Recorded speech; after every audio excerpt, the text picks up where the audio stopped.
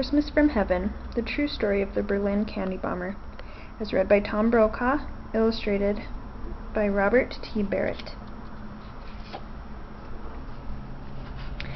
Even signed by him.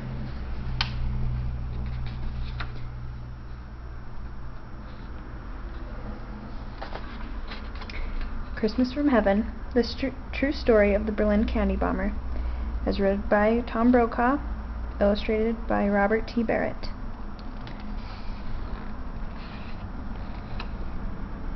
On Christmas Eve, 1948, somewhere between Wiesbaden and Berlin, a 27-year-old American pilot gazed into the night sky.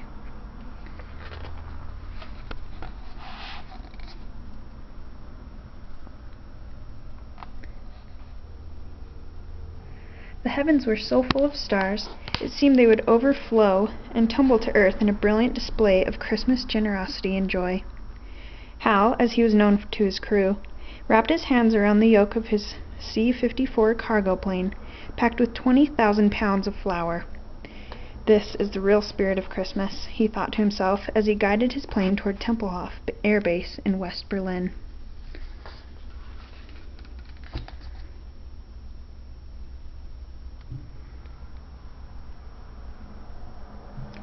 When World War II ended, 3 years earlier, Germany and its capital city were divided between the Western Allies and the Soviet Union. Then, in a grab for power, Stalin blocked ground transportation into the city. To preserve freedom and keep 2.5 million West Berliners from starving, the United States and Britain began transporting food and other basic supplies by air. Hal was one of the hundreds of Americans who participated in the historic Berlin airlift dubbed Operation Vittles.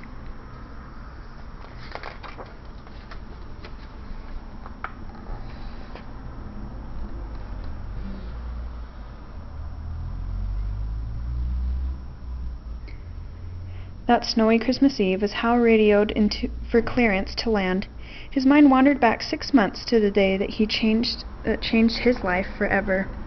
He had been standing at the end of the Tempelhof runway, taking home movies of arriving planes, when he noticed about 30 children on a grassy strip just beyond a barbed wire fence. In broken English, they asked about the planes, how much flour each one carried, and whether the airlift would continue. Although the children had been on meager rations, they were concerned with freedom, more with freedom than with flour. They wanted what Hal had always had, the opportunity to pursue their dreams. For nearly an hour, Hal answered their questions before saying goodbye. As he turned away, one question lingered in his mind. What makes these kids different? All over the world, children are known to beg candy from American servicemen.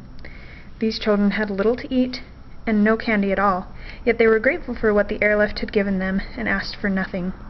Their gratitude melted Hal's heart.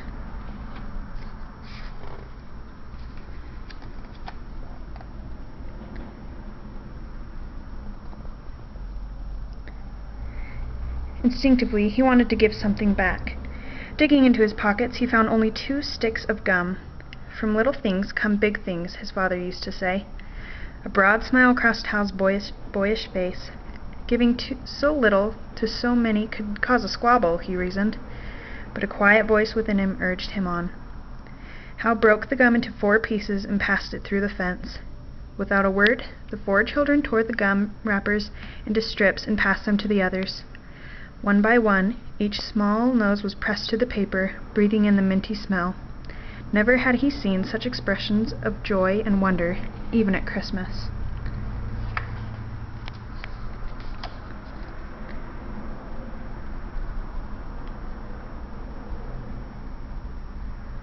As Hal watched in amazement, his mind raced. If only I had more to give, he thought. He had his own rations of gum and chocolate. Maybe his buddies would be willing to donate theirs. Just then another C-54 roared over his head, and an idea formed in his mind. I could drop candy from the air, he said to himself. He quickly explained this plan to the children. When they asked how to recognize his plane, he remembered flying over the family farm back home. I'll wiggle my wings, he announced, spreading his long arms and waving them up and down. The children giggled with delight. "Just promise me you'll share the candy," he said. All heads nodded in agreement.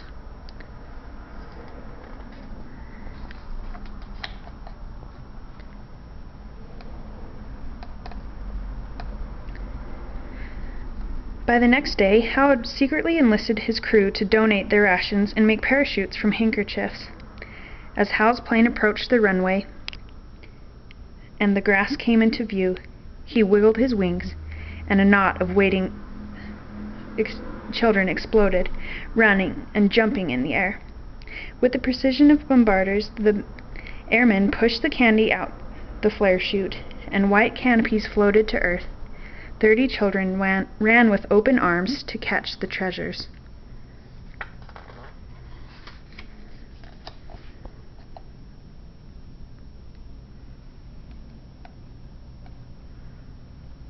Hal and his buddies were as excited as the children. The thrill of giving was irresistible. Soon they were dropping parachutes every day, hundreds of them. The press caught on, and the reporters went out. Mail for Uncle Wiggily wings began piling up at the base operations. Hal found himself standing before his superior, expecting to be court-martialed. But the colonel surprised him. "Halvorsen," he said, "General Tunner thinks it's a good idea." Soon hundreds of airmen were donating rations. Operation Little Vittles quickly captured the imagination of people everywhere. Candy and handkerchiefs poured in from around the world.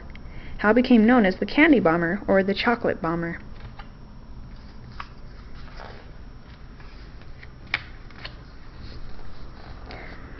Across West Berlin, children gathered to catch the parachutes and share candy with each other. And they sent hundreds of thank you letters, like the one addressed to "Dear Uncle of the Heaven." Some included maps and instructions. "Fly along the big canal to the second bridge. Turn right 1 block. I live on the bombed house on the corner. I'll be in the backyard every day at 2 p.m. Drop the chocolate there." Day by day, the parachutes brought peace, and the candy renewed hope. The children made friends of their former enemies, and their parents' hearts were softened. The wounds of war began to heal.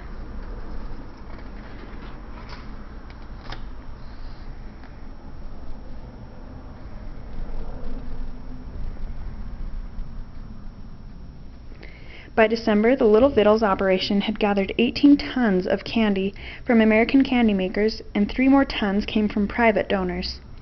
The spirit of Christmas was descending on people everywhere, lifting them up in the joy of giving.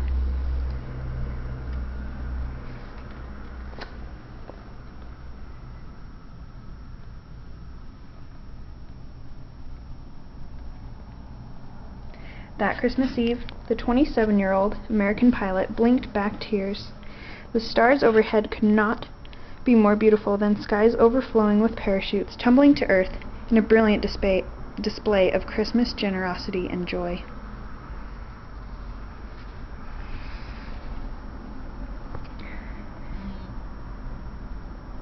His father was right.